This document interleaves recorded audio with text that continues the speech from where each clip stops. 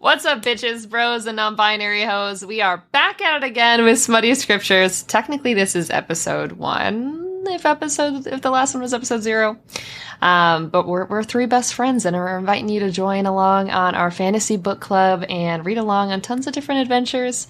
Our first episode was Thrones of Glass, chapters 1 through 31. So we're going to be picking up from 31 to the end of the first book of the Throne of Glass series, also titled Throne of Glass.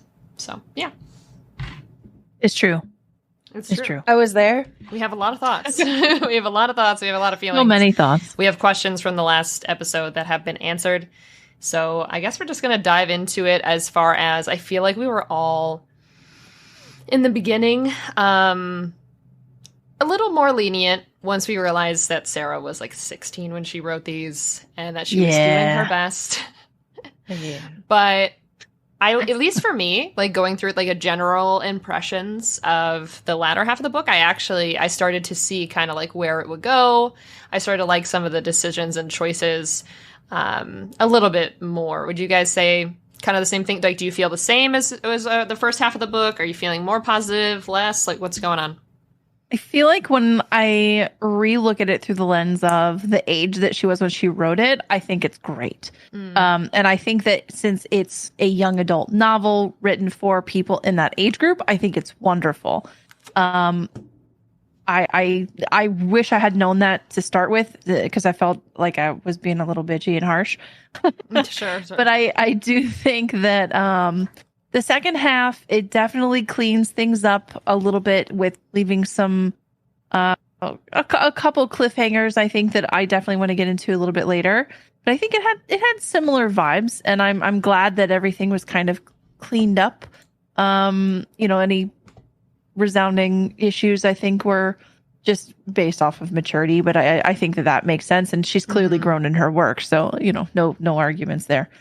But yeah, I think it's still good, a little predictable, but not in a bad way. Sure. In fact, if it hadn't have gone that way, I probably would have been more pissed off. So Fair enough. What about you, Tim? I actually have a conversation with the author in the back of my book. Mm-hmm. I don't know if your guys' version has the same thing. And it actually talks about what her writing process for the Throne of Glass book was. And it says in here that it took her over 10 years to actually write this book. So she may have started, because she says it started while she was in high school and went throughout high school and into college. And I feel that in the second half of the book, you see more of that adulty person of who she is come out in the writing. So I feel like the beginning is like more like definitely started out high school and then got a little older. Like I feel like the reading became a little easier as we progress through the book, and I feel like that's probably like an age progression that I notice, and also a experience with writing that is noticeable. But excuse me, another really big thing that I notice is that the words get bigger. I noticed the word clemency and the word ostentatious. Those are not high schooler words. And I really love that those words, among, obviously many others, made it into the book that is meant for young adults. I feel like that's a really good thing. And as somebody who really focuses on specific words in books, I just like the words. it's kind of funny because I feel like that reflects your writing style, because our writing styles are so different. I'm very much like, bam, boom, to the point. Here's some nickel and dime, and you're busting out the 25-cent words, and you're all flowy and very. It's. I think it's funny because I feel like it goes along with that too. It's good though. You write at that higher level, and then you throw me into the mix, which is just very poetic. Like they pulled the hate in front of their eyes, and blah blah blah. Like shit that doesn't make sense but does. Well, I also see that as the book goes, her sentence structure varies more, which is really good, and that's evidence of higher writing skills. And the metaphors get to be more advanced.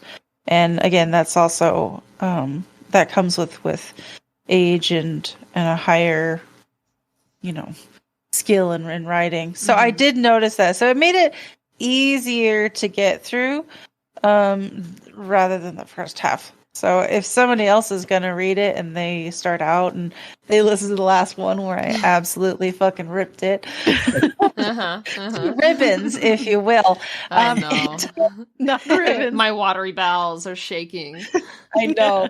It does get a bit better though, and I feel that because it, and then this is probably going to sound not the way I mean it, but because it kind of distracted me from the story. It was noticeable to me, and that's a good thing because I always notice that about how people write, and if it stretched out and it became like a noticeable thing to me, that means that it was a measurable difference. Sure, I could see not that. just something that just happened and I didn't pay attention to it. That would not be as big a difference. That's fair. Yeah, I'll even say even just the character decisions become more mature. Like this is kind of branching into what I would kind of select as like my favorite part of what we've been reading, like the end chapters of this book. When at the very, very end, when she is ending things with Dorian because of her desire to have freedom and to be on her own, and like how much, because this story does definitely start off, I mean, she's obviously a very independent assassin, making her little arts and crafts, her little daggers out of bobby pins and soap. Go off, queen. Love to see it. And granted, she's always had that personality, right? She's independent. She doesn't take any shit. But something about the power in that scene, especially, again, marked for a young adult audience of, hey, that's fun. I'm interested in them. But having the maturity of being like, hey, that's probably not going to work because there's some family beef here we have yet to discover. And also, you're a prince who will not be allowed to marry me.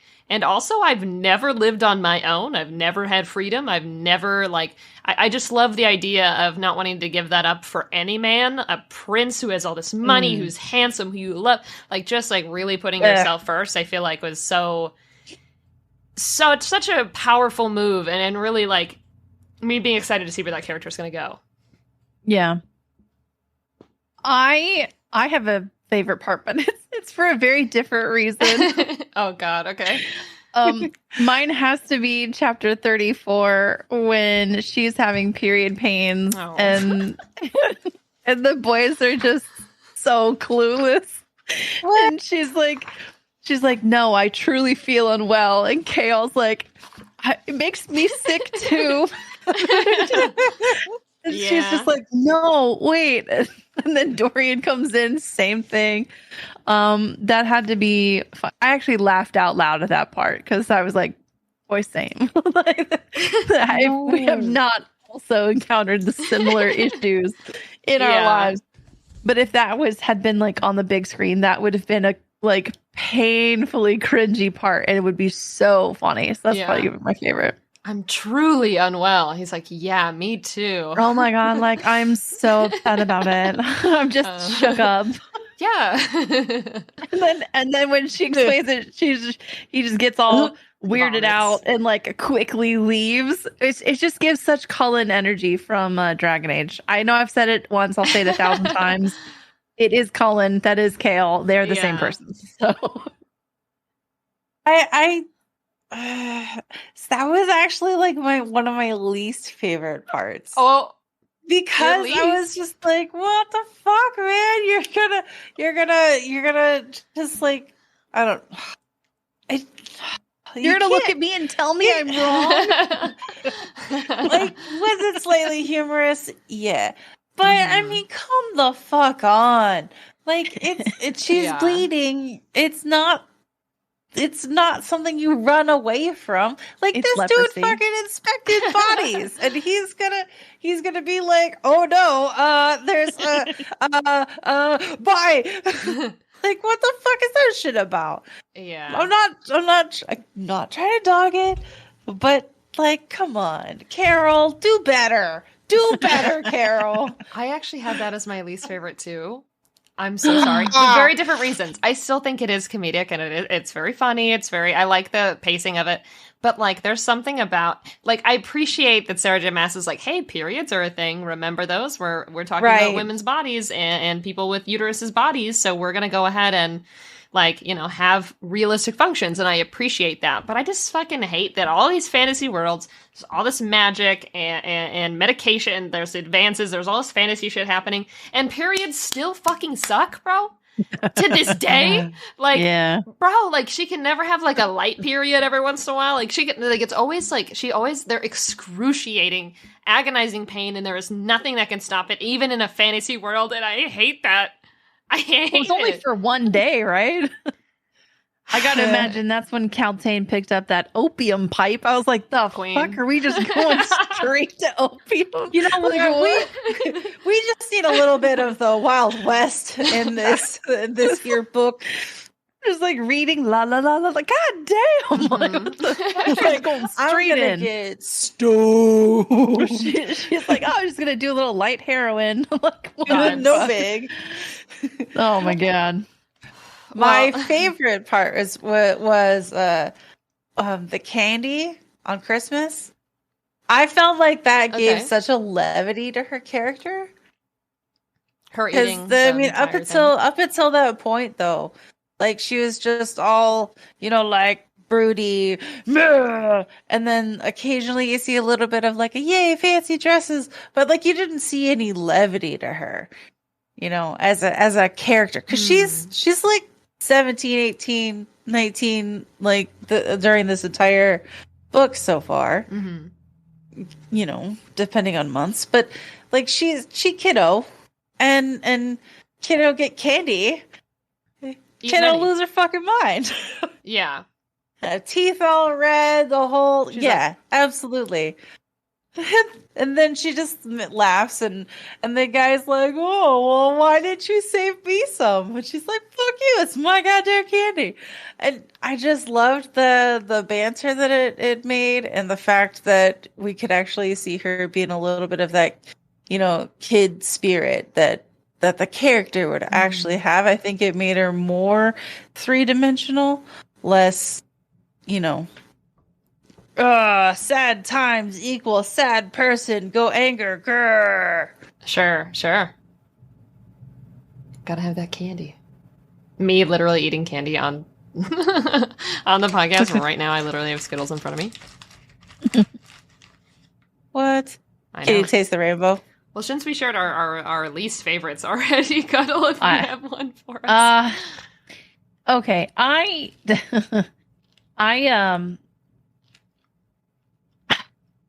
think that I didn't really dislike any particular one part. Like none of it pissed me off at all. I don't think. I think there was I didn't like how they described the Riteract because I felt confused. So I mean, like maybe that one, because I just felt like maybe we could have done that a little bit differently. But on a funnier note, one the other part that maybe kind of go the fuck was in chapter, what chapter is this? If you turn to your scripture in chapter 24, yes. The Holy Text. 24, 34, 44, 30, 43, 40, 30, 20, one of those numbers. 72. That was a journey. Sorry. But yeah, it's 43.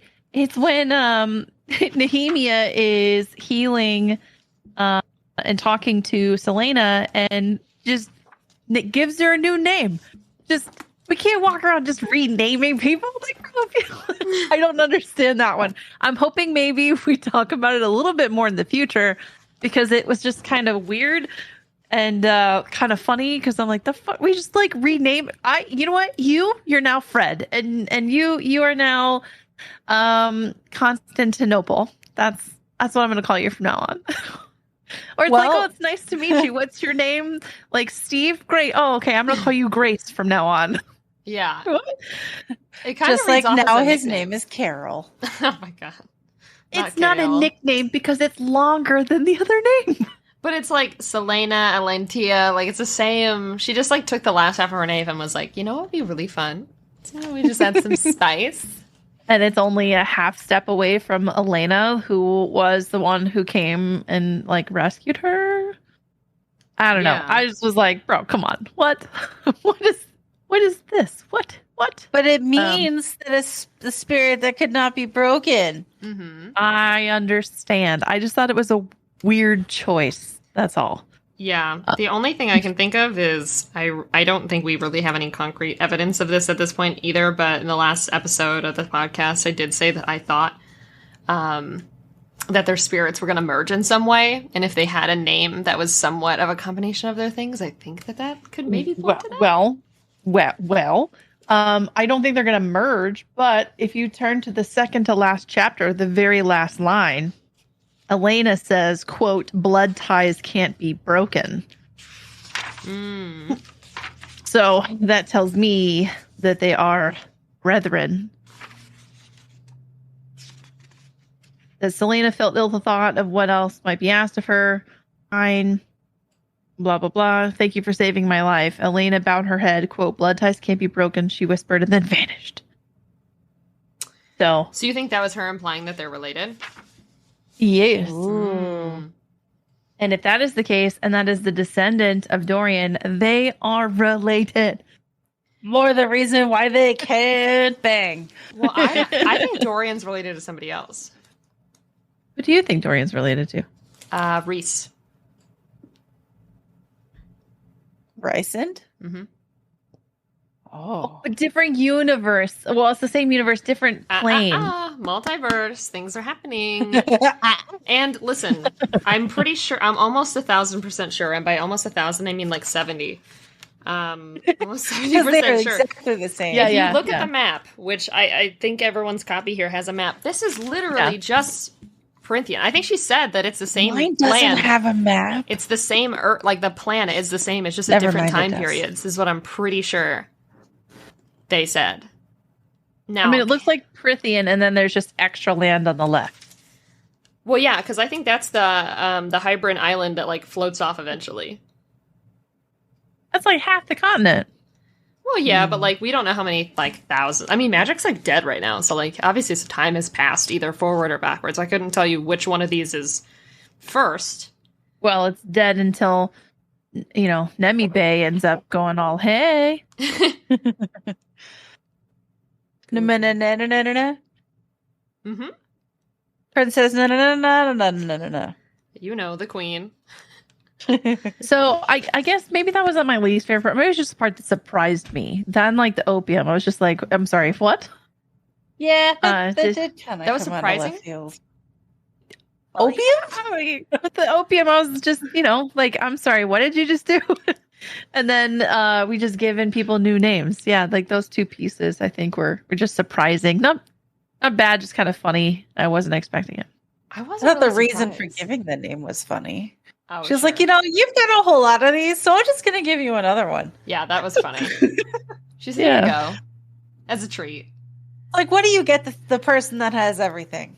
I'm going to give you more of what you already have. You're welcome. I love art. Did you guys have a surprising part?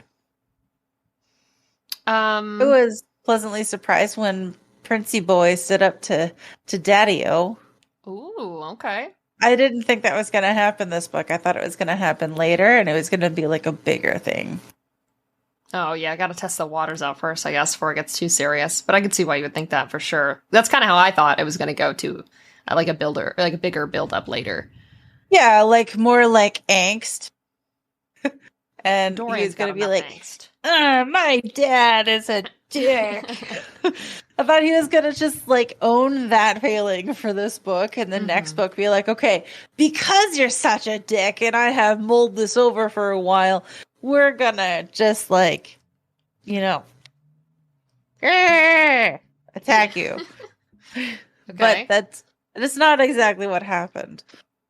So I don't know. That surprised me because, like I said, I thought it was going to happen next book in a bigger way. Sure. I really only had one thing, and it really was more of a writing choice decision rather than a. I guess it was partially me questioning the character's motivations, but I really didn't.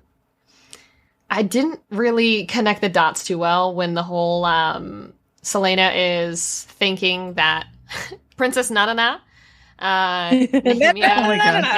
Nehemia, so Miss Lady, was it Nehemia? Nehemia.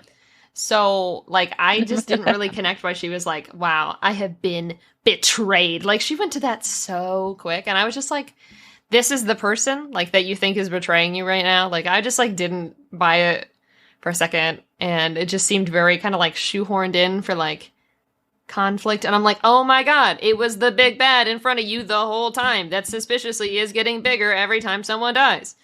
Who would have thought that that's the guy doing the evil magic stuff? It's almost like it's almost like the plot was right there. It's almost like you have no reason just because, like, honestly, I do think it's kind of silly that she assumed that, like, that royalty, like that princess lady, she would come here and not know how to speak and not understand because she is obviously trying to garner support for her kingdom and for her people, and she wouldn't do that really lightly. So I guess I was just surprised that was immediately. She's like, that's who did it. That's who's behind all this. I know because she was mean to me in the library. And I'm like, Ro, please. I feel like that's probably left over from the early days of the writing because it's very middle school girl. Hey, teenagers act in mysterious ways, man. Yeah, someone was mean to me once, so I think they betrayed, like, my entire being and They're everyone. definitely evil. Yeah, like, why would she have any reason to attack anyone else in the game? Like, anyone else with these challenges? Like, I was just like, Selena, please, bro, just make your little bobby pin soap and just relax. But I would say that's the only thing that really surprised me, I guess. You know, I will say, what surprised you guys about the opium? I actually am gonna pick Caldane as my favorite character for the second half. Oh, Stop. that's an opinion that you got That's a choice. there. That's a whole choice. It is a choice. Why?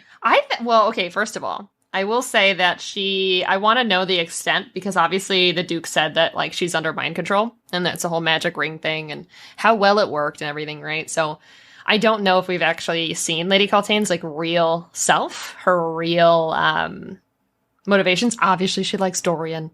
That's probably still there. Gross. Honestly. But, like, I don't know. I like her. Something about, and this is the problematic self-sabotagey side of me. Like, it's the same reason that I love early Nesta in Court of Silver Flames. Like, I was just like, I hope Nesta stays this bitchy forever. Like, I just love the way she could hurt people. And something about Lady Caltaine, like the way that she uses her body for advancement and I just really like characters that do that kind of thing. I think she's neat. I think she's a real go-getter. Go-getter. Yeah. Okay. Girl boss, Yeah. manipulator, queen. But at the same time, I guess I'm curious to see how much is actually her, because it does seem like we will get an arc eventually where she is likable because there is this whole magical explanation for her behavior. But yeah, I actually really liked how much focus we got on her. So she's got to be my favorite for the second half here. I think that as it went through, her headaches and her physical symptoms worsened. Mm-hmm. I think that is the show of how strong the magic is as it goes. Mm-hmm. I think in the beginning that she was not as entranced in the magic or by the magic, because I mean, think about it. He wanted in her pants. So if he could just wave his magical ring and, like, do it, why didn't he coerce her into having sex? You know what I mean? I feel like maybe it took a little while, or maybe he wasn't using it to the full extent until later on when he used her to poison. Because I think that there's a lot more things that he would have done before that, and I think that makes sense. So the fact that it's not there tells me that we actually do know a great deal about who she is and how she is, and she's a vindictive. I love it. More like I it was love in it. the beginning, like leading versus like actually taking control. Sure. Kind of like suggestion versus Control. direct mind control. Yeah. I love Who's your it. favorite character so far? Excuse me. My favorite character is Carol. Carol. I just love such support, like on the sidelines, you know, like. It's just- Yeah. I was like, I want support. Can I have some Carol support? And I don't know. I also kind of really like the maid lady because she ain't giving no fucking shits. No, not a single one. Yeah. She's like, fuck, no. Philippa? Something like I that. think it's Yeah. Philippa. Yeah. Yeah, Phil. You know, Your nickname. Lady Phil. Don't give no fucking fucks. not a single one to give. Nobody. Mhm. And I aspire to that level of no fuck about it. Yeah. Can I say something about that scene actually really quick since we have brought it up? I bookmarked a ton of different sections in that particular scene as far as Dorian's reaction versus Kale's reaction. And I it knew you gave were gonna bring me this up. Tamlin energy. I knew you were going to say Now, that. for our Right. readers, okay, who have not currently gone through A Court of Thorn and Roses, we might have some spoilers in here for you. So I'm just going to warn you now, if you haven't read A Court of Thorn and Roses, or that series in general, we're going to give you a couple spoilers. But yeah, I don't know. It gave me Rhys versus Tamlin energy. Rhys actually helping her, Tamlin trying to make out with her under the mountain. like it gave me like Kale in that moment, and very different characters, but had that Rhys energy versus the Tamlin energy of just like, I should be there to help her, but I'm scared. You know? So that scene You're was not important. I was marking it. It was every wrong. page. I was like, oh. Almost You're as not if wrong. the prince was being a little bit of a douche. Thoughts? I don't want to I label mean- him as a douche. I do feel like he's probably not that bad a character. In the end, at the I'm end sure of the day. Tamlin's not that bad of a guy. Okay, you don't want Tamlin to have a redemption arc, though, do you? No, I I do don't, want because I do Tamlin. think he's a douche. I think Tamlin deserves that. And I don't think that, Dorian, aka Baby Reese, is that bad. Yeah. Baby Reese. Well, yeah, if we're going with the thought of that they might be low key related. I did 100% not vote him as my favorite character this round. And I guess it is my turn this episode to go through our Day of the day. our what is that what we're calling them? Do we even Yep. have a full Yes, it's Bay of the Day. bay of Well, the day? They friend was it's- outvoted. Right, got it. On I'm a gonna 1-to-1 I'm- ratio. 1-to-1, yeah. I'm gonna have to go with Kale. Okay. Even though the puppy was a close second. Oh my goodness. Yes. Oh. Fleetfoot. Yeah, I really liked the almost pinky touches at the match or whatever, and the fact that he got down on the ground, dirtied himself to be next to her, that he killed Big Boy Wonder whenever she was Big Boy Wonder. whenever she was after the fight, that he took this part kind of weirded me out. I don't know how to say. Maybe you guys can help me out with this one, but I thought this was weird. It is chapter. If you turn to your scriptures to chapter. Hold on one second, because I'm having technical difficulties with paper. I don't think that's technical. I think it's manual difficulties. 47. It's okay. So it's chapter 47 when he gives Selena his sword, like off of his waist, which I was like, oh my God, so sweet. But then she said, the way she describes it, I think is interesting. She blinked at the blade and slowly raised her face to look at him. She found the rolling earth and hills of the north in his eyes. It was a sense of loyalty to his country that went beyond the man seated at the table, far inside her, she found a golden chain that bound them together. Mm-hmm. What did I fucking say? Is that a fucking mate? Sarah loves fated mates. That is what it sounds like. It sounds very fated mates to me, but I didn't think he was from her country. I thought he was from a different place. And when she says, like, you know, the loyalty of his country that went beyond the man seated at the table, like, I don't know. Oh yeah, he's from that little lake place. Fuck if I remember what it's called. Please hold. Yeah, because she's from Terracin or whatever.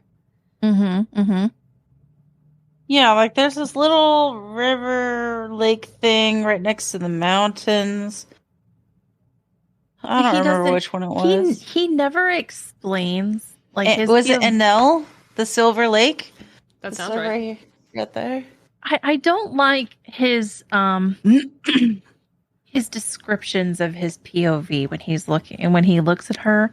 It doesn't scream love to me. And maybe that's the author at the time not knowing, but like Dorian's descriptions feel more lust/love, and his just feel more, I don't know, caution and a caution, concern, and almost disdain, I would say. Like, for example, when the two of them are looking at her after the thing and they're both like, oh my God, I love her. Or that's what it's supposed to be. So you have two very small POVs. Dorian, and this is chapter 39, the very end. As Dorian walked slowly back to his rooms, his heart racing. He could still feel her lips on his, the smell scent of her hair, and see the gold in her eyes flickering in the candlelight. Consequences be damned. He'd find a way to make it work. He'd find a way to be with her. He had to. He had leapt from the cliff. He could only wait for the net. So he is like, I'm going to go for it. It's very, there's lust in there, but I feel like there's also the description of her eyes and stuff instead of like her hips or something. Like, I don't think it's all lustful, but there's longing there, jumping from a cliff that's like diving headfirst into this and almost trusting, that she has a net.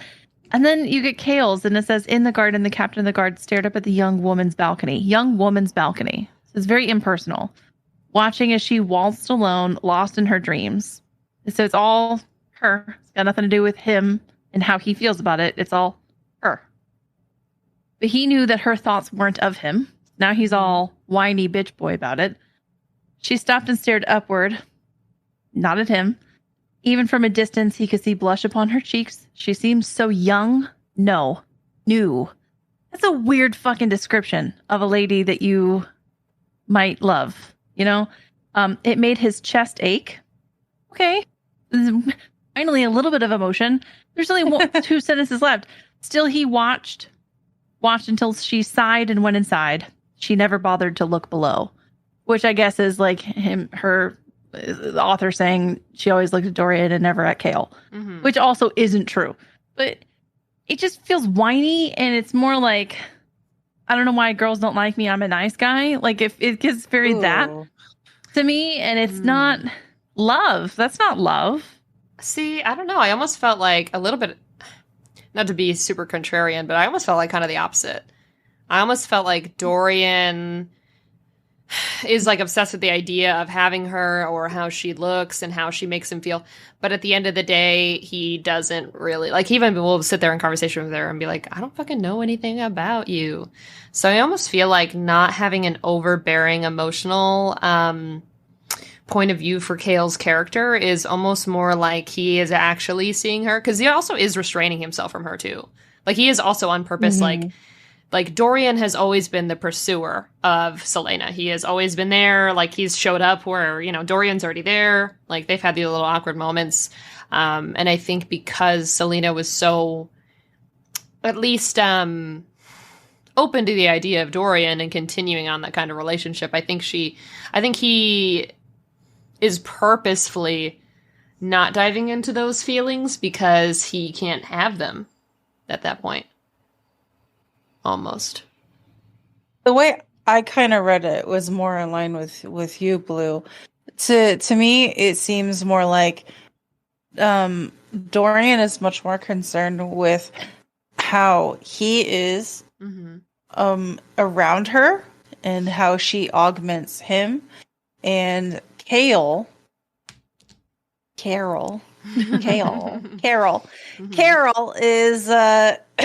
much more about her as she is being herself and thinking that that's just a marvelous, amazing thing. And I think that will no, because marvelous and amazing. That she looked new. Yeah, she looked pretty. New. That is not pretty. Just because it's new doesn't mean it's pretty. 1 and 2. Half the fucking book is him going, I can't trust her. She's not trustworthy. But she looks so pretty. But wait, she's a demon. And okay. And in the mind of a 17, 18, 19-year-old, you know what? Oh, that's pretty accurate. Yeah. You're not wrong. No, I'm not.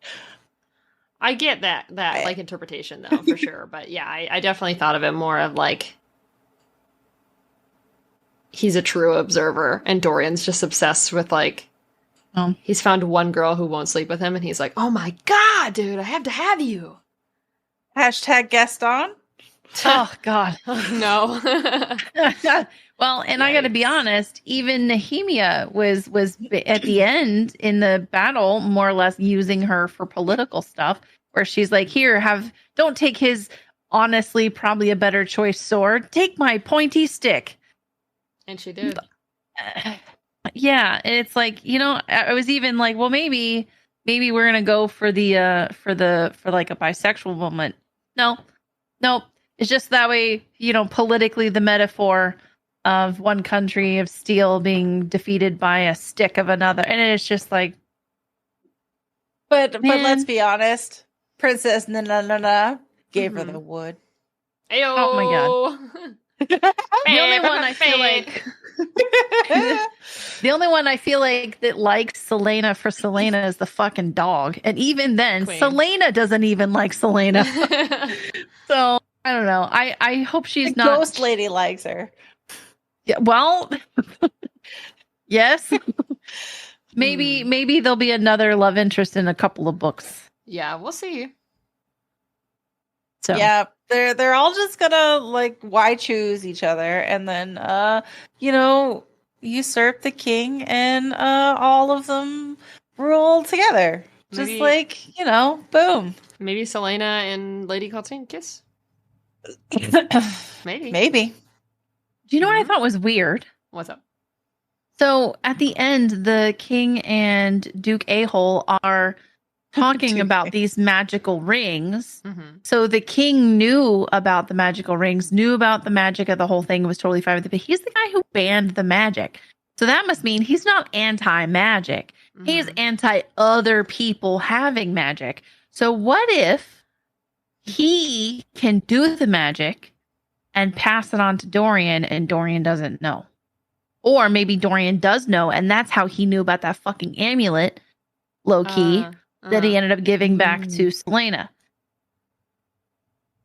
Is Dorian secretly a wizard? You're a wizard, Dorian. Oh, no. I'm a what? Thank you guys for listening to the last episode of... It's been fun. And Philippa, she's a witch. Philippa at one point stuck her foot in her mouth because she was starting to talk about magic and fairies and shit, and then she's like, you look so pretty. Mm-hmm. I think there's more magic around than what they want to admit. Yeah, I can see this series bringing it back. And Dorian gave her that fucking sweet, right? You trying to tell me that nobody in the castle knew that those little windy, pathways were down there? Bullshit. I bet that was a fucking setup from the beginning. I'm calling it now. You're gonna find out in like 3 books that he did that on purpose. Or for the King of the King Dorian. You know who definitely knows about that? The King and King. Whoever vacuums. Well, how did fucking Boy Wonder get down there? Who told him? Probably the King. That's what I think.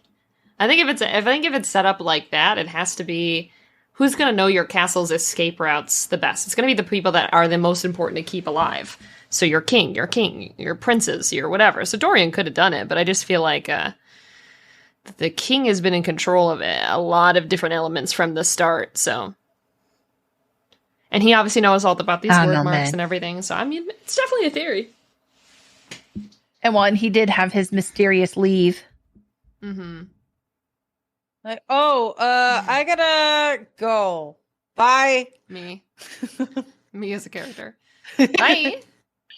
Do you guys have a least favorite? Oh, character? Yeah, from like the last half at least. Duke ass hat. Sure. Duke douche. Douche dude. Duke douche Dorian? dude. Or is that Duke douche? Duke douche dude. Okay. Yeah. Triple I think D. obvious reasons. Triple D. Sure. He's very slimy Me Too moment kind of guy. And I hate him. Every single bit of it. Yeah. Maybe we should name him after that one guy in real life. What was that Me Too guy in real life? That's the one that. No, not that one. No, Brain. It's not the comedian dude. It's that other guy. The one who started all the. Oh my god! I have to Google. Okay. Well, while you're doing that, where were we at? Oh, I think we were saying least favorite character is Duke douche or Triple D, aka Harvey Weinstein. Okay. He's giving Harvey Weinstein vibes. I could see that. Now, I will say, I did write down, obviously, the Duke is like a terrible person. But as far as characters go, I actually was really pissed off at Dorian. Now, granted, I could point to the scene where he didn't help her. I could point to those. But my biggest thing was, like, he was, like, so quick to kill those dogs.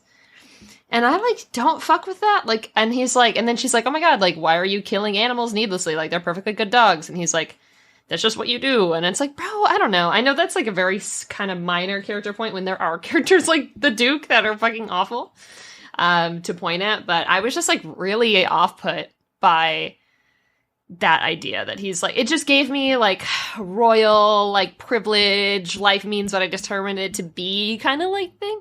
Ooh, and it gave me very icky vibes. Like in like even the way the dogs are described where they're like, you can't even tell that they're mutts. And they're just unvaluable due to their, like, birthright. Just, I don't know, dude. It was just very, like, I was like, oh, Dorian, shut the fuck up, bro. Like, I thought the dogs were supposed to be a metaphor for Selena. Well, he wants to fucking kill them. So, probably not her mate. Probably not the one for her. And actually, I was going to bring that up. Kale and the dog, like, the dog, at least the only time he's seen, I went back and reread. So let me know if you guys have a different perception of this. But, that dog really only ever responded to Selena, and there's a couple scenes where Kale enters her room, and the dog is very responsive to him and wants to be by him and get pet and say hello, and he's the only other character that dog Nehemia is interested. Oh, yeah, Nehemia as well. So, other than those two... See? They become the power throuple and God. Take over. I'm love just that. saying. Is 16-year-old Sarah J. Maas so brave? Oh no. No, but maybe 26-year-old maybe AJ Maas has got it. She's got it down. She's like, you know what? Boom. Fair. But yeah, I was just like really like, it just took me out of the moment a little bit. But speaking of Princess Nehemia, I was re-listening to the episode of the podcast about calling out the moment where she is staring at Selena's forehead and wanting to know why. And we harked on it so hard, and we finally got answers to that unanswered question. And I was so like, I was. But then nobody knows what it means. So did we really get answers? I don't know. I guess not. I mean, she saw like the mark or whatever. So at least it's some like reason she's like adamantly always looking at her fucking forehead. Oh, don't mind if I just stare. Don't mind me. Very mole jokes from Austin Powers. Mm-hmm. Mole. Wordy. Goofies. But yeah, I would say that was, I was listening to that and I was like, oh, we actually did get an answer to that question. So well, how do you think that the theme has changed? Obviously the book is done now, but this is just one in a whole line of the series. So how do you feel like the theme of the book overall is shaping up to be? At least for me, I don't feel like it has changed in the element of like, her going for freedom, her going for these principles and different things that Selena stands for. I feel like a lot of it's pretty similar to the first half. It's just done it's presented in a more mature way. I almost feel like the writing changed more than the theme, personally. I would agree. I still think it's to a certain extent about redemption, but I almost think that's more like internalized self-redemption. It's like she wants to prove to herself that she can do the heckin' thing. Not because some, dead ghost said so. She says that 100 times. So I think it's more that Selena wants to prove to herself and that she could earn her freedom. And she wants that more than anything. So I think that's probably what it's about for me. Fair. I think I was closer to that too. I wrote down "Rise up, motherfucker," Nice. as like a self-motivational, like I by myself or other sources have had this high bar set, so I'm gonna fucking meet the challenge and. But it's not gonna be because you told me kiss so. my ass. I do what I do, bitch. Yeah, I can see that. I will say at least I think that theme will continue for the next couple books. I'm sure there's something to do with her helping. Like, I know we're gonna revisit the whole like slave camp part of the book. I know we're gonna go ahead and free them. I think the theme at least is gonna be pretty similar throughout all of it. But maybe not the 500 dead people, but well. But maybe not the not so dead ones. Fair. Do you guys have any, since we kind of got a couple answers to some unanswered questions from the first half of the book, obviously there's still a lot of different plot lines to go through. Are there any unanswered questions from the first book that you're hoping to see answered in the next couple? Any predictions, I guess? Anything like that? I still think... Sorry. Go ahead. No, you go ahead. It was just the biggest thing that still bothers me is I don't understand how that dog keeps getting out. Like, how does the dog get out so much? To go to the bathroom? What? The dog gets pregnant with the mutts.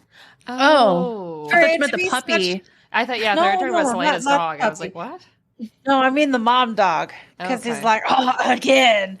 And, like, I just don't understand. She's the one that uses the tunnels. Dog keeps the hidden paths in the castle. It's just for the dogs. Oh. Well, damn it, you answered my question. Thank you. I'm good. Thank you. I'm glad to be here. I think I want to know who the fuck Selena's family is. What the hell did the king do to her? I still say it's got something to do with Sam. Oh, with Sam, sure. With Sam. Oh, yeah. And I also think that there's more magic in the royal family than what they're letting on, whether they know it or not. And I would really like to know if those two are fated mates or if they are not fated mates. Sure. That's what I'd like to know. I'm going to go with no. I don't think they are. I think that's like a go down this path and then bam, later it's going to be something else. It's very her, Mm-hmm. As a masochist, I can say that is that is the thing that our Lord and Savior Sarah J. Maas does do. Mm-hmm, mm-hmm. Leads you down one path, and then she's like, "Just kidding," and then hard reverse. So yeah, I feel like that's probably in our future.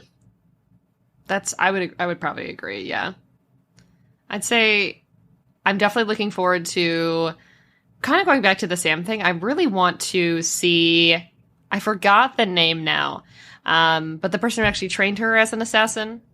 Mm-hmm, mm-hmm. I really want to see where they're at, kind of their relationship, how they would interact in a room together, kind of thing. Because I at least as of right now feel like the person that betrayed her, that got her into the situation she was at the beginning of this book, is the same person that raised and trained her. That's kind of my thought right now. That could definitely change. But I think that was like the ultimate kind of betrayal there. And I almost want to say I feel like that could be responsible for Sam's death too, and that's like a double whammy on this person that basically was your only source of any type of like, I don't know, I wouldn't say like a parent-child relationship I would describe, Right. but the person like taking care of them, giving them a life, giving them skills, making them work, like doing that kind of like bond. I want to see what that's like. I want to see exactly how Selena got into the situation she was in the first book. So we probably won't get that until there's a prequel of before this one, right? So that's probably where that kind of plot line would be, which I know we're quite a ways off of reading, but I think that's the unanswered question that I want to see the most. Definitely the fated mates thing, too. I'm a sucker for that kind of trope. I like it. Sarah, I get it. Your little chains and your little ties and your little beams of light. Oh, I love it. Good job. I just love it so much. I am interested in that, too. But, and definitely the magic thing. Definitely seeing where, like, you know, are you also like part Fae? Like, what's going on here? Is there more magic over here? Who has magic? Who doesn't? The word marks who left them, kind of thing. Very interested in all that. So, but I'm sure those are bigger themes for other books. I think that for the next book in the series and maybe for all of the rest of them, we might want to consider starting a ribbons counter. And we could definitely do that. Hey, I think there was only like 3 or 4 in this whole book, though. I know, but just how very many of them are in Akatar, and I just want to know how many times. Okay, I think we can agree. The second book, we will keep a counter. We could definitely go over that for sure. Goofy. Well, now that we have internet might be bombing. Oh yeah, are you not You're the one who is am I fucking up for me, Blue? Here, let me give me 10 seconds. I'm gonna go plug in my router. See if that helps. Is Blue messing up for you, Britt? Has been the whole time. I imagine since they're doing the recording, though, that it'll be fine on the recording. Okay.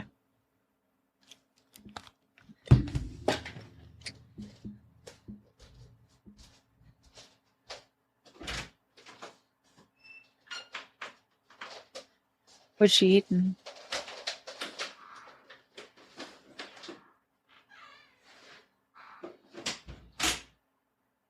You excited for your 3-day weekend?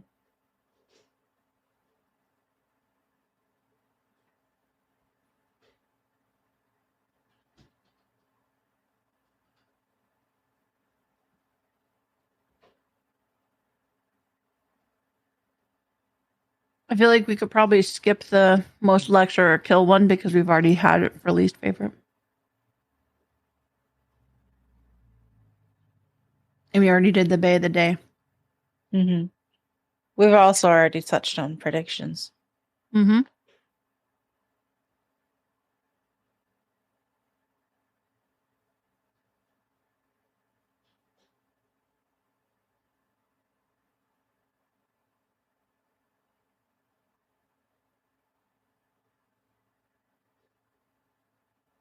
So Patrick's already in bed waiting for me. So when we're done with this part, I'm gonna scoop pretty quick. Okay.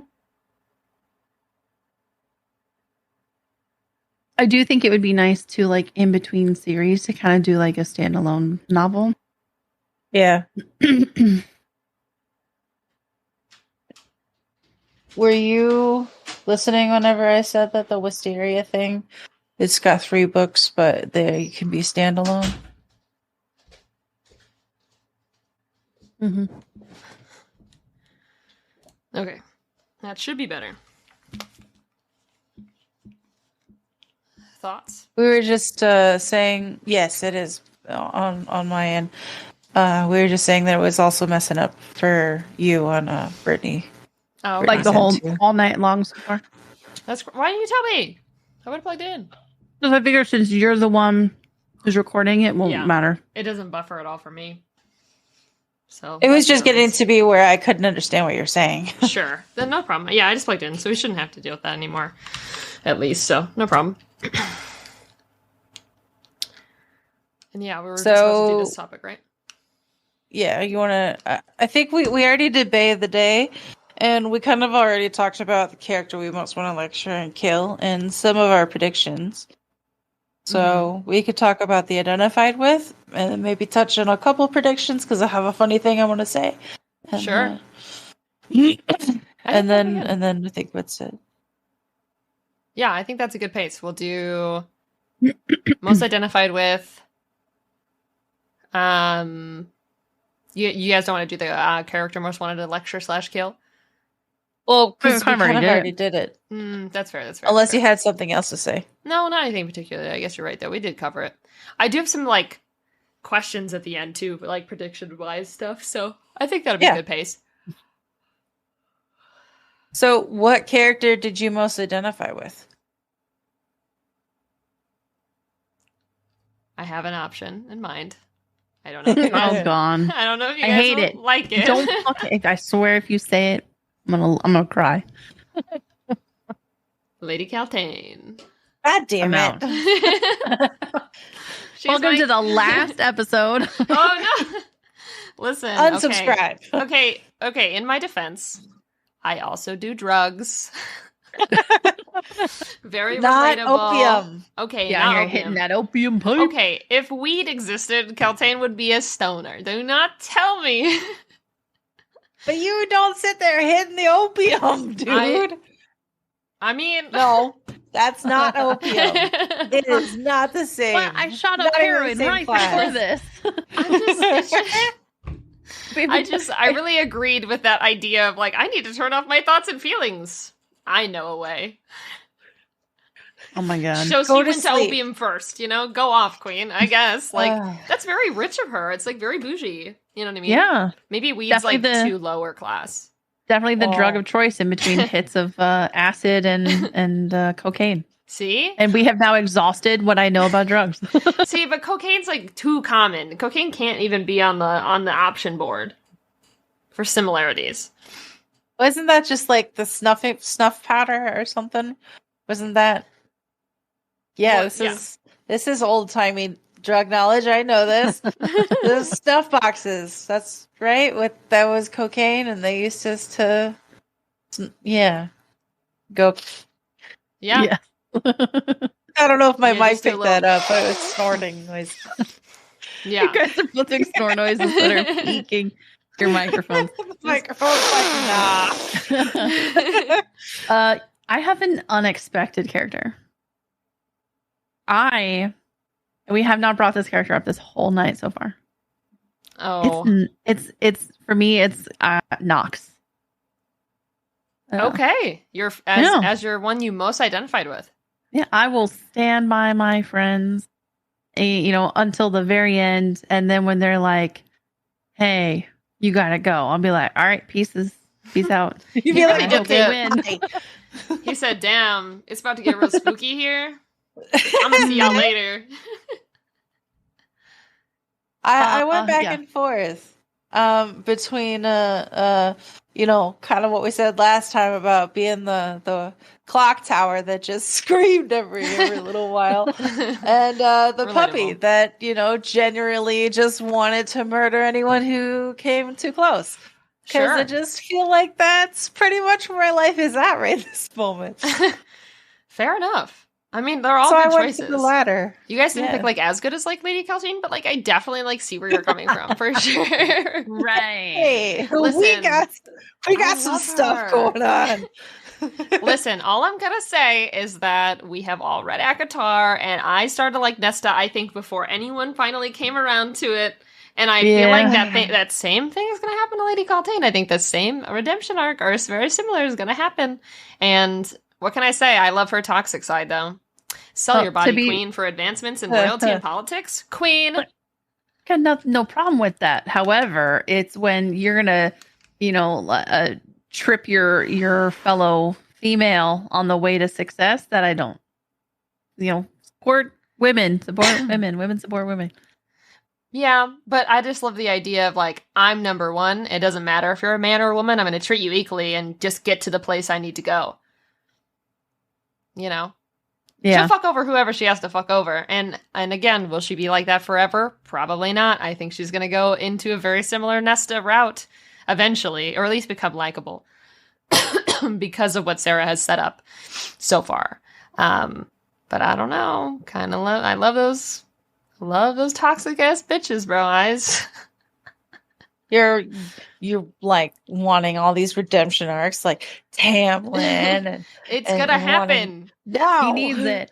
Sarah has said she doesn't like to give anyone a bad ending. She likes happy endings only. So like, it's gonna happen. Not everyone the can King be of redeemed.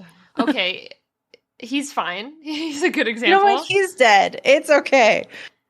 Yeah, I mean, I'm not like preaching for like a Iantha, whatever the fuck her name was, the redemption arc. Oh my god. You know, I mean, she gone, but yeah, Die in a fucking hole. She didn't Ianthe. did she die? She got dead. yeah, because didn't the Weaver come back into the battlefield wearing her? Oh yeah, an adornment? Yeah. I forgot about that. So we kind of know she's not getting one anyway, but The real queen anyways. there is the Weaver. And she also got dead. Women supporting Wow. women. On that note, I feel like we should touch on any lasting predictions that we've got for the next book or the future of the series, if you will. I know we touched on it a little bit, but Selena's gonna get at least 3 more names. Nice. at least 3 names. All right. Yeah. Every book Is one of them Nehemia's Chuck? like, here you go. Every book for her journey. Oh my god! Then we have to have a list of the names at the very end. Yeah. It's gonna She does have to get one more name, right? Because there's that A name that everyone mentions for the characters in this, like that it's like not a character yet, but like, is that Selena? Is that supposed to be her? Is that supposed to be someone else that's introduced later? Like, who the fuck it goes by that name? Like, does she just get multiple? It'd be like, you done messed up, Aaron. Bro, I see everyone. They're like, I think it's pronounced like Aileen or something like that. And I'm like, who the fuck is that, bro? I haven't met her. I don't know her. So maybe she will get more names like dead ass. Maybe that's a real prediction. I think it's like valid. And like my predictions aren't normally valid. You don't look at me and you're gonna tell me that I'm wrong. Sorry. Listen, well, what are you predicting then? For this character. So definitely more nicknames. I think we're gonna see her have to make some difficult choices, and I think the king is going to put Dorian and Nehemia and Eelway and Kale on the chopping block if she fucks up with those difficult decisions. Yeah. So you're sensing some future tension. Oh yeah. For sure. Speaking of future tension, I think that we're gonna find Assassin Daddy and have some family counseling time. I would really like to see that at some point, at least. So we'll definitely add that to list of my predictions because I want it to happen. I want it to be the truth. I'm still going for the thruple power. You know, ruling the polyamorous situation. Thruple. Characters. Our thruple. I wish I wish that were a thing. Nope, it is. Just give me what I want. Leave me alone. Listen, I wish, but you have to like read books written now for that. I feel like this book was written before and published before gay marriage was even legal. So I wonder if like Sarah would have felt pressure politically to not even write that if she wanted to. Listen, joke's on us. It's actually a white shoe series. Oh my god. The whole time? The whole time? That would be good. But that doesn't really work with the fated mates thing, so Sarah could never. Yeah. Well, they're all fated, you know? They're all it's like a whole thing. It's like a web. This is amazing. Sarah, give me what I want. She says it's not really like a single chain. You know what I mean? It's like, Yeah. Sarah, Chains have many links. see? Goofies. What we Yeah. really have What is a just chain. what we really have is just each character has their own carabiner, and they just hook it on. I love. Yeah. Oh my god. Wow, predictions. Sarah, if you're writing your next book, maybe incorporate this theme. Hit me up. I got more suggestions. Imagery. But yeah, I'd say for predictions, I think I would say the same thing about, we touched on this a little bit earlier about probably another love interest will come into play at some point. I definitely feel like that will happen. Because, yeah, let's just be honest. I mean, I think there's potential on either side, Dorian or Kale, but I need a little something else. I need something. I need something that's not there. You need a little Princess Nanana and Carol and No, Princess Callie Nahimia's being for a me. power thruple. I would date her, to be honest. There's all these stupid men around. She's like a princess, dude. Ugh. Like fucking stupid. Anyway. I know, and she speaks multiple languages. All Yeah, right, and she's a baddie, and she like protects you magically. Sorry, and sounds like a win. loves to read. Yeah, like okay, can't choose Spends her that. time in a library. What? Are we gonna read fan fiction? Oh no. I mean, am I gonna write fan fiction about this power thruple taking over? Maybe. Me describing the characters in Chat GPT and just making the GPT write fan fiction for me. All Oh my right, God. so fun fact: this is actually going to be our next book. Just kidding. Fan Goofies. fiction where the power thruple takes over. I love it. But yeah, I would say strong prediction on that. I think one thing I wanted to mention, we kind of touched on this a little bit earlier too, and this is more just like kind of like an offhanded comment. And by no means am I talking shit, Sarah. I love you. You're my queen. You're my goddess. But like when you touched on the creature that was summoned by Cain and how it's really hard to understand what they look like or how that worked, Yeah. I feel like that's exactly how you described the cereal at first, because you even mentioned, I think, looking Yeah, at pictures I had- and whatnot. I did. I guess yes. my prediction, unfortunately, is these very vague monster creature things. I feel like that's almost as on par for Sarah and like a sign of her writing as much as like cutting someone into ribbons or someone having watery bowels. And that's, Or again, toe it's curls. fine. It's fine. But yeah, I definitely, the cereal and then this thing, like I have an image in my mind, but I'm really just kind of going off my own imagination because what they've described is so confusing to me. I'm just like, oh. Yeah, like at first I thought it was a dog, and then it's like, but then it's human. Then I'm like, wait, what? I thought it was like a dog. Like wrong and bent backward or something. And you're like, what? Yeah. The teeth Yeah. can do what? Like, what are they doing? Like, I don't know. I feel like, again, no slight to Sarah. I love your work. You own my soul. I just bought 4 of your books today. You own my soul. Like Queen. This is Smutty Scriptures. Like, we can get married and know each other biblically. It's fine. But like, bro, I need a little something extra in those descriptions. Maybe like a little drawing, like a sketcheroonie, if you will. Something, yeah. I don't know. But yeah, so I'd say that's one thing. As long as the creature isn't like it defied description. Just to piss us off, she writes that instead. Hey, One thing we do know is that watery bowels. Well, that's how I felt too about like the In fog ribbons. and stuff in like Akatar. Like I was just very like, what am I looking at, Sarah? I can't see it. Like you keep describing things to me, and I don't. What is that? What is that? yeah.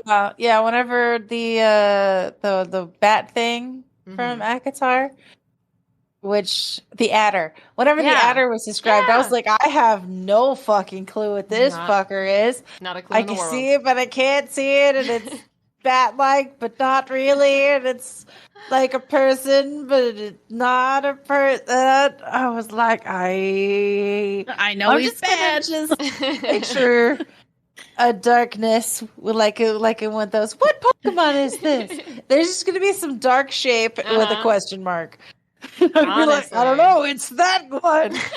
It reminds me of it's a meme now. You might have seen it on TikTok, but there's an interview with Kiki Palmer, and they're sent like sliding over pictures of like really famous people, like Jeff Bezos and stuff, and being like asking if she recognizes the people in the picture. And I think it was a picture of Jeff Bezos that gets slid over to Kiki Palmer, and she's like, "I'm sorry to say, I don't know who this man is." Like she had nothing to say other than she's like, I don't know who this is. I'm passing the street. I wouldn't know who that is, even after they had told her the identity of the person in the picture. And that's literally me. They're like, here's a description of the cereal. And I'm like, I'm sorry, I do not know who that man is. I've never seen him in my life. Yeah, definitely.